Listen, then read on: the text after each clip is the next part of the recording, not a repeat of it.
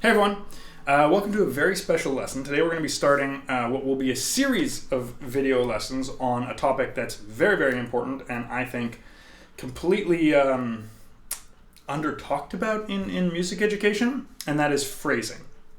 So the way these lessons are going to work is they're not only going to be teaching you what phrasing is and how we can manipulate it, but also we're going to get into exercises that are going to take phrasing and internalize it, right? So we want to get this internalized. When we're doing phrasing, we're playing music, we don't really want to be thinking, oh, okay, well, here comes a 5-bar phrase, or this is a 3-beat thing that I'm doing. You know, it really wants to be something that comes out and feels natural. And this throws off a lot of players. A lot of guitar players get stuck in the actual playing of the guitar, that they don't really pay attention to what the phrasing is. And because of that, things come up like 5-bar phrases or something that's a little bit weird. There's a bar of 3 in here or something like that. And it totally throws people off. And if you kind of understand the phrasing and it's internalized, then it becomes something that's very easy. Easy for you to write with, easy for you to improvise over, and easy for you to just play and perform. So all of these exercises are going to be aimed they're going to be like adaptable. So it's something that you can start very early as a beginner with and kind of go to super advanced, kind of take it. These are exercises that I do myself, and particularly with when I play a song and I start making mistakes, like, oh, how do I tackle this? I'm screwing up here, what do I do? Now, in this video here, I'm going to first just talk about what phrasing is and how we, just different tools that we use as musicians to, develop phrases, that sort of stuff. And then I'm going to go through a bunch of exercises for internalizing very common phrases and how you would use those exercises to internalize uncommon phrases. Now, there's also going to be a lot of places to improvise or use licks here. So if you're not comfortable with improvising, I will go and kind of do a section here where I'll just put up a couple licks that work for what we're doing. So there's some new licks for you to learn. But I want to incentivize my Patreon users or give them a reward. So what I'm going to do is, when I'm improvising, I'll try to do some quirky stuff or whatnot. But if any one of my Patreon users wants a lick, I will transcribe it out and put it in a PDF that everyone can access. I'll say that each Patreon member can ask for one lick. Just put the time code down in the Patreon video, and I will give every user can pick one lick. But let's put a time limit on it. Let's say till the 2025, the end of 2025. Please ask for a lick, and then there'll be a PDF of all the licks people have asked for and what I'm thinking when I'm doing it. Okay, that said, that's all out of the thing. Let's talk about what is phrasing. So the first thing we think about phrasing is we think about language. We think about how we say sentences, where we put pauses, that sort of thing. And that's a huge part of it. But we're going to start kind of more simply, because phrases can be short, little tiny ideas, and we can do them in all sorts of ways. Right? The first thing that comes to mind is developing phrases rhythmically. So if I take a rhythm, just something like da, da, da, da, da, da, da, da, da, da, da, da, there's a phrase there, right? We're doing 3 hits over the course of 2 beats. Like if I just go da, da, da, da, da, there's no tension in that. There can be tension in that if I drag it out for a long time. You can create phrases and tension through just innate boredom. Like, when's it going to change? But what we want to do with the phrases, the way we're going to develop phrases, is by creating tension and then resolving that tension. And here's a little tip. If you're afraid of music theory or anything, all of music theory, I've never run into anything that in any type of music theory for any genre of music that isn't just either a tool for developing tension and release or a way of understanding what people are doing to create tension and release tension. That's all music theory is. So, continuing on. If we just have steady quarter notes, right, there's no real tension in here unless we get bored. But if I have something like this, and then I do something, and then I change it the second time, all of a sudden we've got what I think of as a circular momentum, right? Da, da, da, da, da, da, da, da, da, da, right? We're creating tension, we're resolving. And you can create tension all sorts of ways with rhythm. You can put pauses in, you could... The easiest way to do it is just make more notes. More tends to be more tense, but not always. A lot of times just stopping can... Like if I go... there's a tension in that hole that goes, oh, oh, oh, then we're going to resolve. So it's not about adding more notes, but it's just about the change of pattern that's creating tension in that sense. So rhythm is one way we can do it. Now let's talk about melody. We can do it with melody as well. So in this case, this video is going to be very bluegrass biased. I have no idea why this channel got so bluegrass obsessed, but that's what we're doing here. All of these exercises work in any genre. Maybe I'll do one for jazz and one for rock or something like that later, but we're just going to be doing this kind of in bluegrass context, which means we're basically going to be playing on a G chord and we're using bluegrass phrases. But the ideas are all for every genre applicable. Okay, so let's take this melodic idea. We have a note, one note. We hear one note. Our brains go, okay, that's the note, right? That's kind of our home. It feels okay. So if we want to create tension with notes, melodic tension, we have to move that note somewhere. It has to change. So as soon as I change it,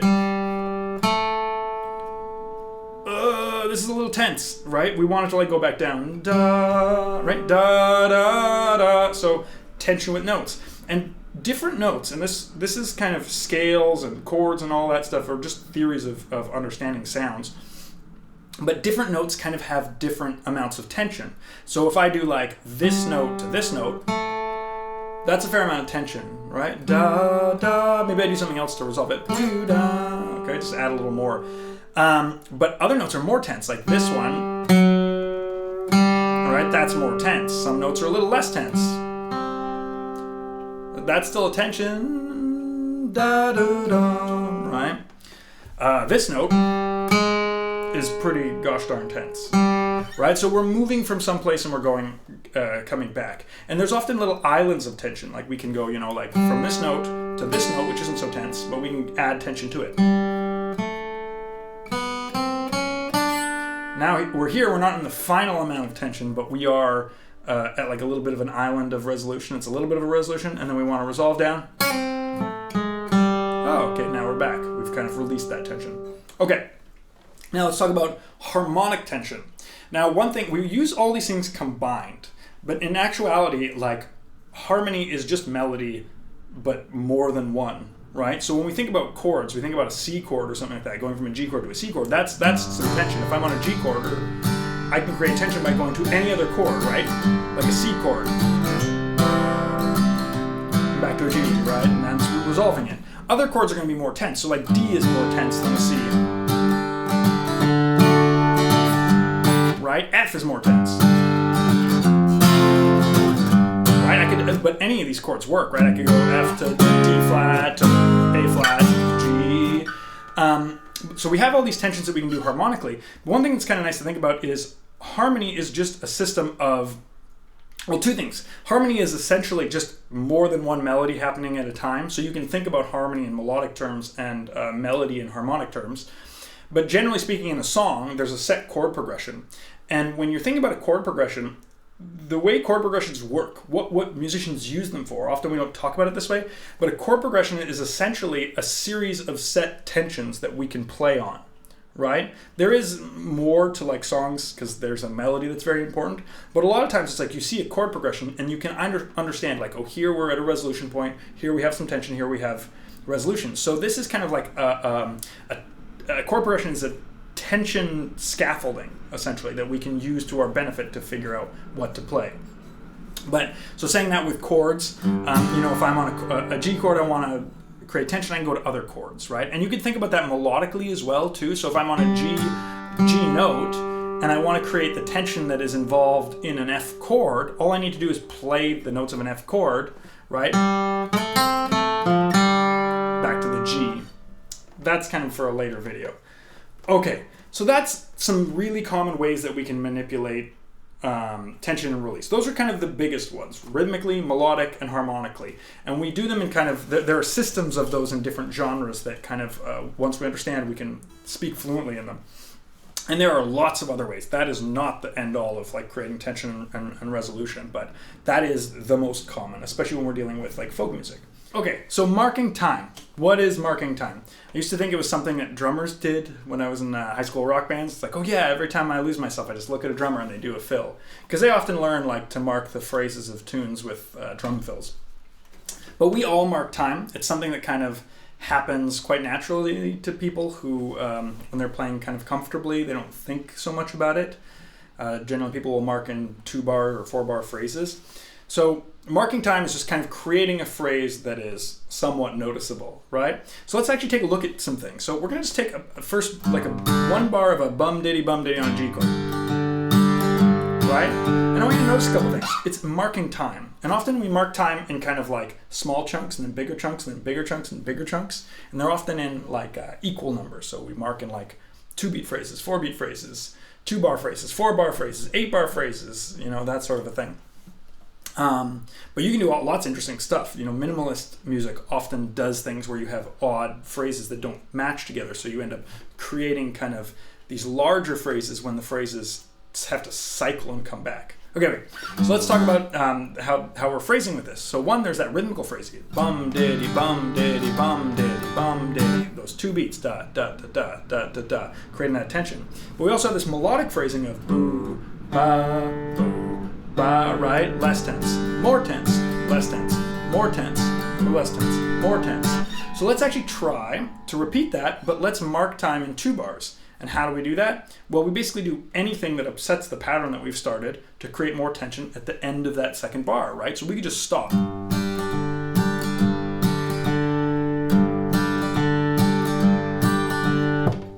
Right? You kind of hear that, right? It gives it a little bit of pulse. Now you can hear I'm marking 2 bars.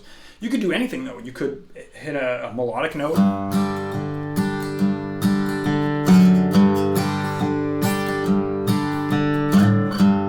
Right? Or you could hit a chord.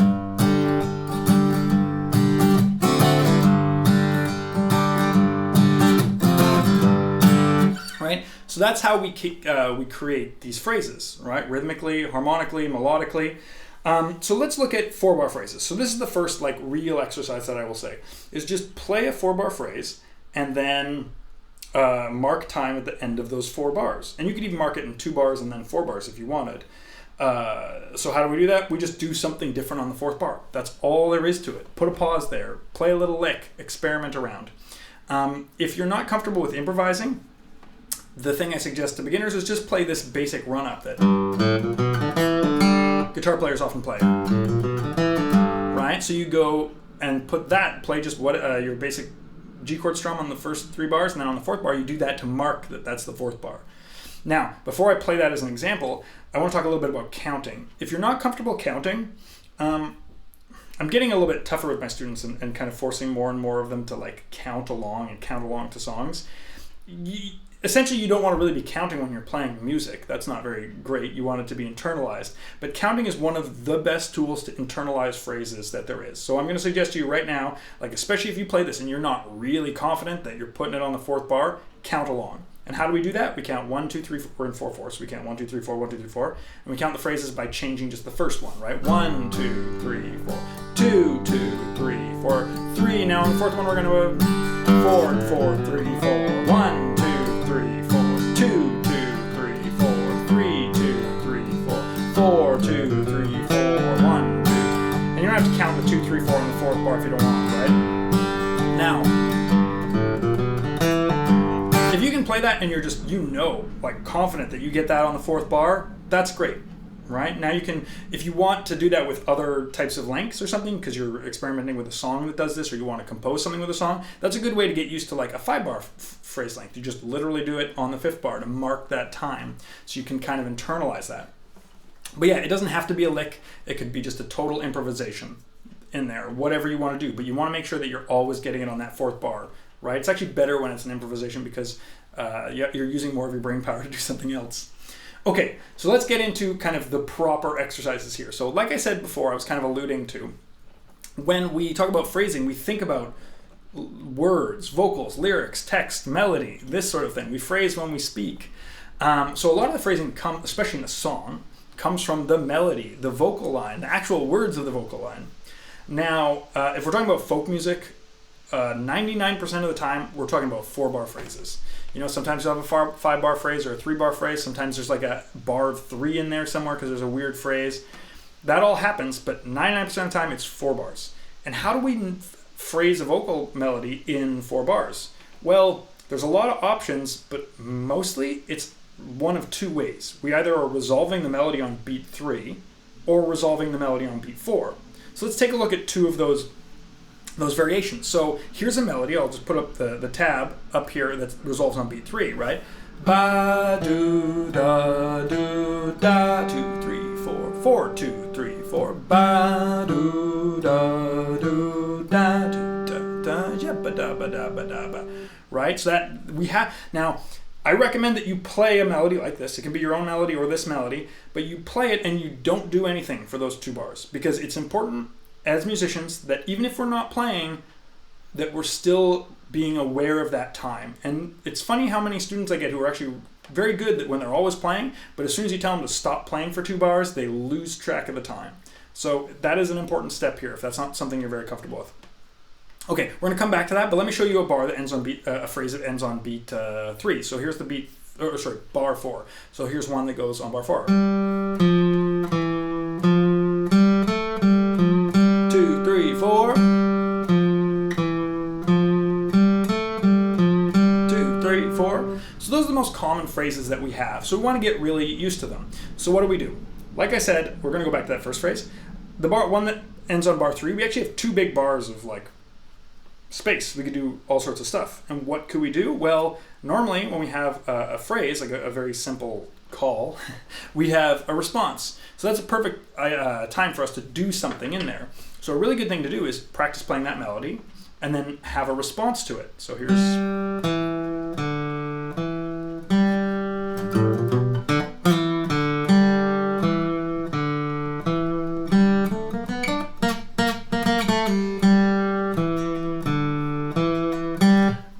on and on and on, you're kind of improvising with that.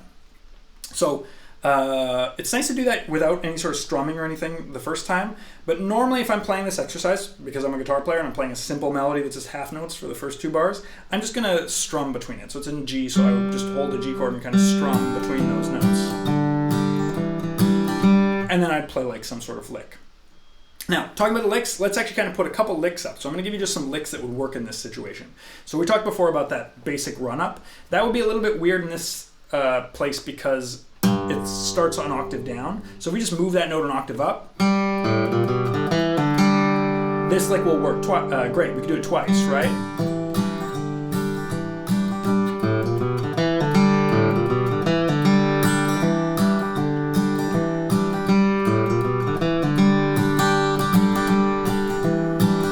So, but let me give you a couple other licks. So here's, I don't know, this one. All right, very kind of similar, simple thing. Let's go, or just, sure, something very simple. And maybe something with like a bluesy thing. So those are just a bunch of licks, and you mix and match them. So try that out. Play this melody. And then mix and match these licks.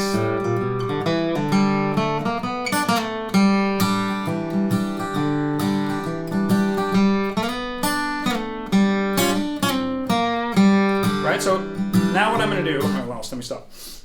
Here's what I'm going to do now. So I'm just going to improvise on that so you can hear something that I might do. We'll see how that goes. And I just want to remind you that if you're a Patreon user, if you like any of these like improvised licks, I'm going to try to make some of them a little quirky. Put the time code underneath in the Patreon video, and I'm going to give every Patreon member can pick one lick that they want to transcribe, and I'll put them all on a shared PDF with maybe a note about what I'm thinking to get whatever I end up playing. So, but there's a time limit till the end of 2025. So if you're interested in doing that, check me out on Patreon. I'm going to try to make a lot more benefits for Patreon users. Anyways, let's just jump into this exercise. So this is what it sounds like when I'm playing it.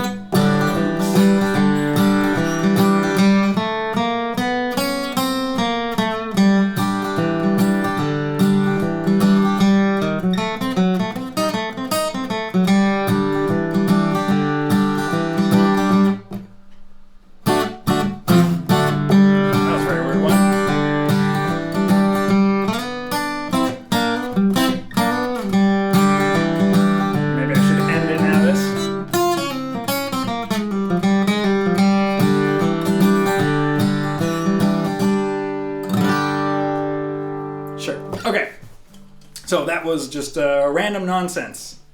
So let's take a look really quickly at doing responses now for that other phrase that we have. So this phrase only has one bar at the end of it, so I wouldn't always put something there. It's a little bit tight, but we can definitely throw in some runs there or licks, right?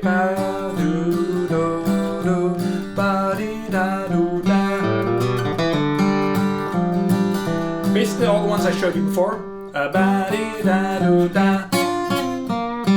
fit in there. Or variations on what the heck I was doing before.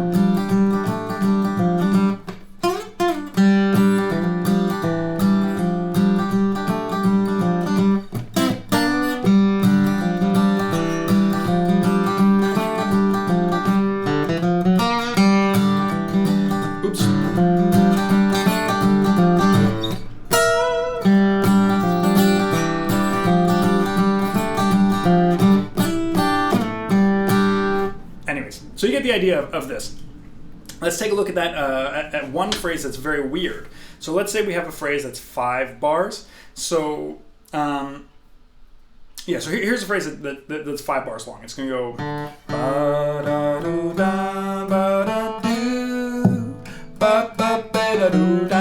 sure. Yeah. So it sounds like in context. 2,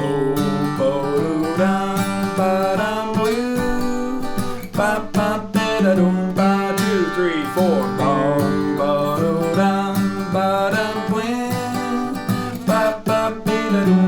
And 5-bar phrases are a little bit weird, so sometimes it's nice to just play them for a while.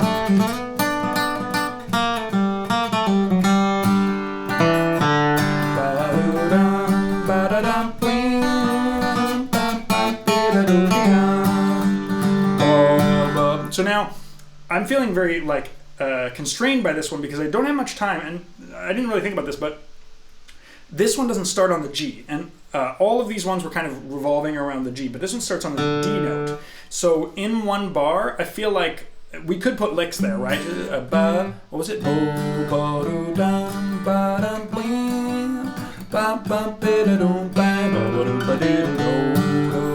Because a lot of the licks that we do actually kind of can resolve on G or E. But the big thing I would say is because it's one bar and we have to do a lick and it resolves on, we start on a D, we want to do something that goes to a D note. We want to acknowledge that. So if I do a lick that's very obvious going to a G, it sounds weird. So if I go what was it?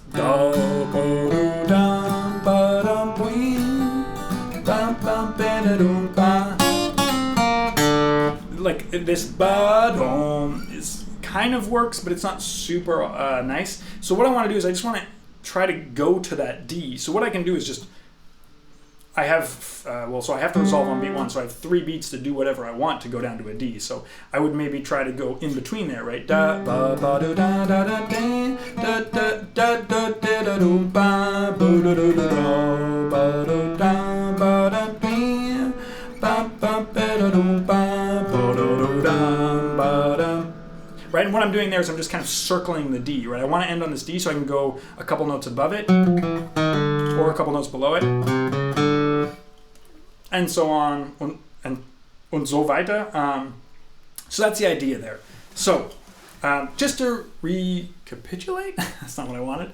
Just to recap this, the big exercises are trying to play 4 bars, marking time, could be whatever chord you want, but just doing something kind of improvising in that 4th bar in a way that marks the time and getting it to the point where you're just so confident that you're doing those 4-bar phrases. Then we're going to take simple melodies. They can be my melodies or melodies of songs that you're working on, or melodies that you write or improvise, but take a melody that resolves on beat 3 and do a response to it and just kind of go back and forth, feel really confident. It's a good way to practice new licks that you learn or new ideas or just anything you're working on in your if you're working on improvising at all, just taking things and putting it in there. It's a better way to practice a lick that you have basically than it is to practice just that lick by itself over and over again.